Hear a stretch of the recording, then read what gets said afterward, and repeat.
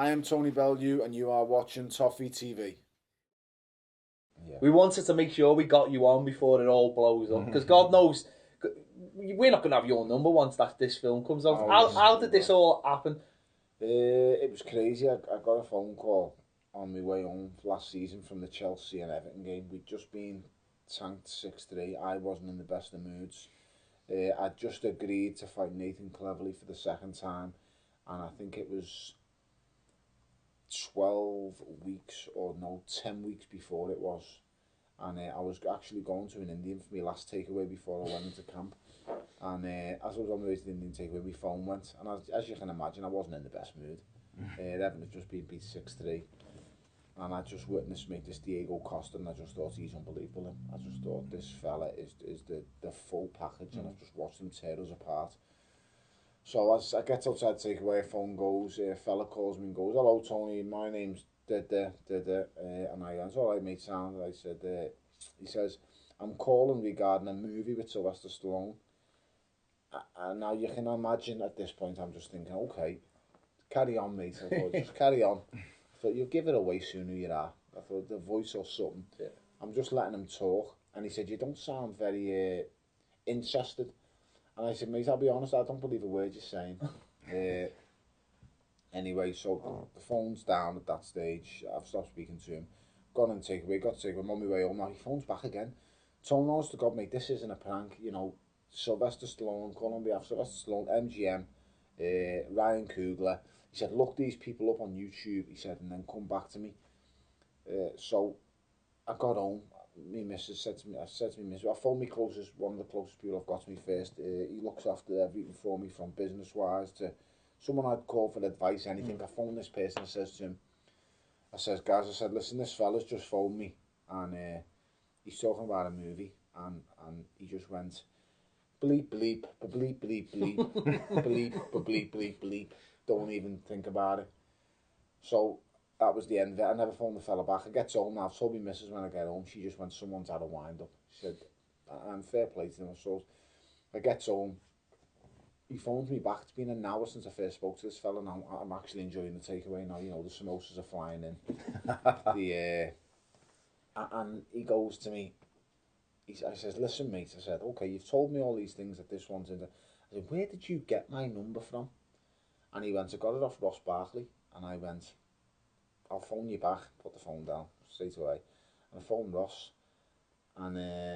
And obviously, you know, we've been playing. I'm not sure if he was injured that game or if he played. I can't think back. But I phoned him and I said, "Hello, lad, what's happening?" He went, "Nothing." I said, "Listen, if you and the lads are winding me up, I swear to God, it's not funny, lad, all right?" I said, "So just," he said, "No, honest." So he said, "I wouldn't do that to you."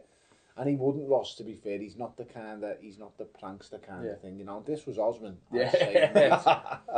I'd say, "Listen, okie doke." I'd play along with it and I'd burst his tyres on his car before he left, saying if it was him. But it was Ross and it wouldn't have been a wind up. So I said, "Okay, how do you know him?" We went through all the details. Anyway, this fella phones me.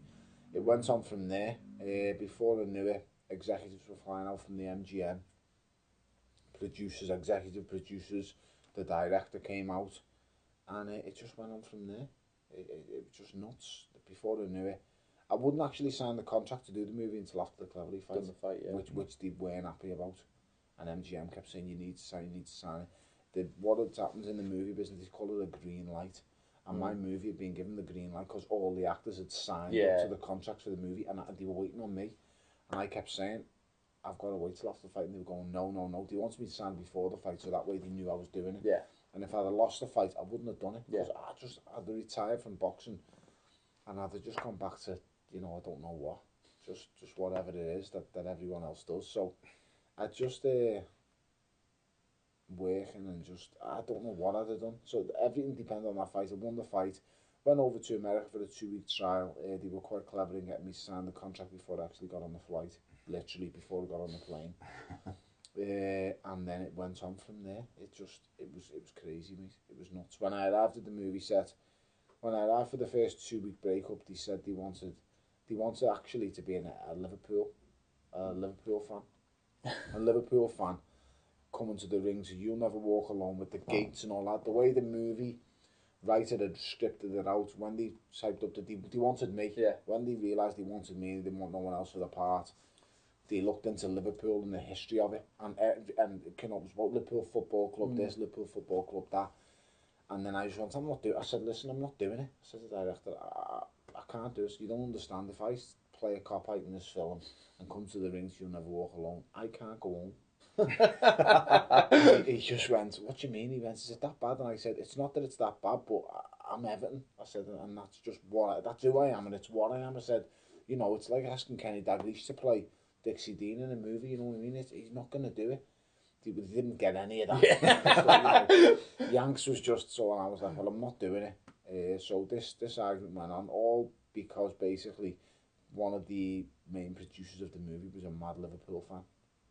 And he wanted Liverpool in because, you know, he thought Liverpool was more iconic. I'm from Liverpool, should be Liverpool. So like I say, I just dug meals in and said I'm not doing it then. So it wasn't Sly then? Because no. I thought, you know, Sly's pulling the owl. No, everyone said to me, did you get it? Because it was Sly, and it was nothing to do with Sly. Sly just, you know, the movie was written by a guy called, well, the movie was made by, the director's name is Ryan Coogler. And it wasn't written by him, but it was all done together by him. Now, he just wanted me to be happy and me to be who it was. It didn't interest anyone majorly, apart from me, if it was Everton or Liverpool. Yeah. And when I told him I couldn't do it, the director was like, well, it's Everton.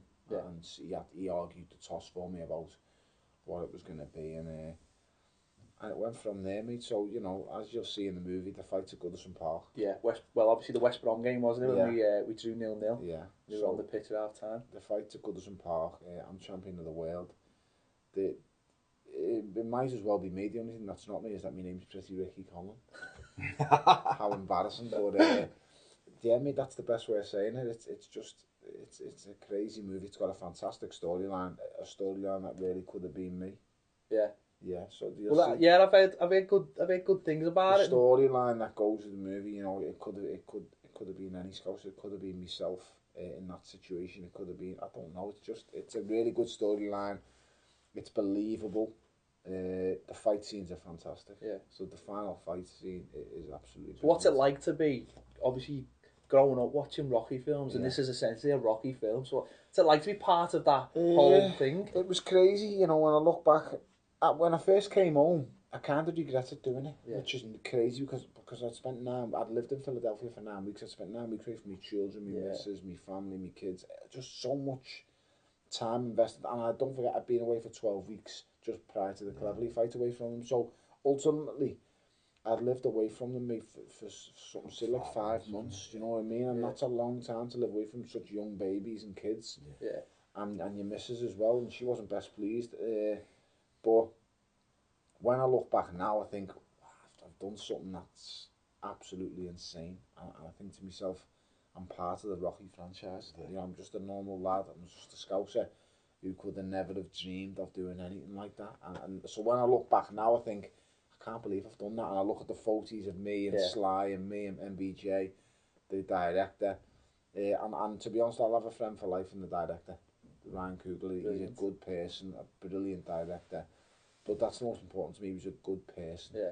You know, and just great memories. So are you going to go down now as, like, you know, obviously you've got Apollo Creed, Cubba Lang, you've got there you go, Tommy Morrison. Get the film away. No, I'm saying all the baddies from all the films. I am the bad guy. Thunder Lips, mate. Hulk Hogan, he's got to be one of them now. I am one of the bad guys, yeah. I am the bad guy of this movie. I am the, like I say, Pretty Ricky Conlan, and I am the actual one of the... Is there any montages? Producers. That's what we all want, montages. There is montages. The producer said to me, you make a great villain.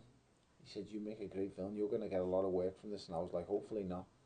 But I tell you what, it's better than getting this. Well, surely. I'll be honest, the best part about the whole thing is it's a lot easier taking pretend punches than real ones. What were the fight scenes like? Because obviously... Fight scenes are very real. Yeah, the fight scenes were very real. It took a few punches in there as well. Yeah, you know, some of them do stray.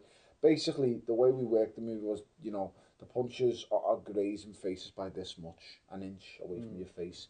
And as you can imagine, you know, when you're in the heat of the moment and the punches are swinging fast, it just takes a couple of clips. But there was no meat behind the punches. There was no... you know, I had to hit Mike once in the whole movie. I had to hit him but it was like heavy slap. So that was about it. So that was probably our hardest thing, by the way. Yeah. Do you know what? It was just a heavy slap. He's the Human Torch. He can take it. He's fantastic. He's brilliant. MBJ's unbelievable, mate. He's boss in Chronicle. He's a really nice kid. He's a. You know what? I didn't really know much about Mike until I'd watched Fruitvale Station. I watched Fruitvale Station. If you haven't seen that movie, watch the movie. It's an amazing movie. That is the movie that Ryan, the director, first made, and then he made Creed. But Fruitvale Station is an amazing movie. He made Fruitvale Station in 20 days with one camera. Now that might sound like a lot. To put it into perspective, Creed, he made 20 days, one camera with $1 million budget movie. Creed is a $60 million budget movie with over probably 30-40 cameras used, hundreds of staff, and amazing actors, and it took 60 plus days to make. He made Fruitvale Station when he made it, so it's no wonder why he's shot to fame like he has done. This kid, I believe he is the new Spike Lee. I really believe his mind and his vision for what he sees is unbelievable. Now, I was wary of how I was going to come across on TV and on camera, so that's why I was very sceptical of doing the movie. They want him to make Black Panther, next big Marvel film, so there you go. So obviously, you're fighting in Goodison. Yeah. You're wearing the robes as well. Yeah. So, who did you ring at Everton and say, listen fellas, got some good news for you? Do you know what, when the movie people came over, they went to watch Liverpool in one match at Anfield, and they come to watch Goodison in one match at Goodison. I forget which game they came. Well, no, they came to a Europa League night at Goodison, and they went to a Champions League night for Liverpool. Don't ask me how it worked. Now, was it a Tuesday or a Wednesday? Liverpool must have played it on a Tuesday. We played on a Thursday at home. We were both at home. Yeah. And they were amazed that, I'm sure. The only champion, Luda Gretz, Liverpool played it on, because I think it's the only Champions League game they won. They won 1-0, yeah. Yeah, so they won, then they came to Goodison and watched us, and I think we won as well, whoever we played. And the producers were like, we like this Liverpool thing, they just loved the You'll Never Walk Alone thing, and the gates and all that. And like I say, at first I was just like, yeah, whatever. But when it actually... We played Wolfsburg. Did we? Just come to me. So, I went away to Wolfsburg. What a trip that was. So it was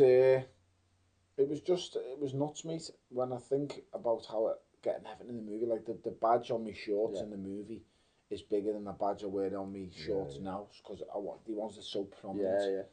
Which I was over the moon about. It's you'll see when you see spreading the word of Everton, because we get everyone just swears us, so it's great that we've actually got it. But that's in the movie, and I've heard you say that that's your ultimate dream to fight at Goodison Park. Oh, listen, my ultimate dream is I've done it now. I've done a make believe one. Oh, was that green screen around there? The green screen in a huge big auditorium stage kind of area. We had 1,000 extras in the room watching us for the ringside guests, and then outside of that, it's going to look like Goodison Park. So is that going to ever happen now, Goodison? It's got to be. I just won a world title, mate, and my first defence at Goodison Park. So, there is a demand and need and want for it. I think the thing that we need to know is will 40,000 Everton fans turn up? So that's what we need. Got to make it happen, haven't we? That's what I'm saying. We need to know. If there's a demand, then there's always a supply. Yeah. For anything there's a demand, or someone will always give it a supply. So like I say, it's about finding, if it can make it work. 40,000, 30, between 30 and 40,000 it'll happen. Yeah. And I think the club has had indications that they will. I mean, everyone would want to go to a one-off event that's never happened before. And I think they'd want to see. And listen, I fight at Goodison Park. One thing I can absolutely guarantee and nail on is I'm just going to have a war.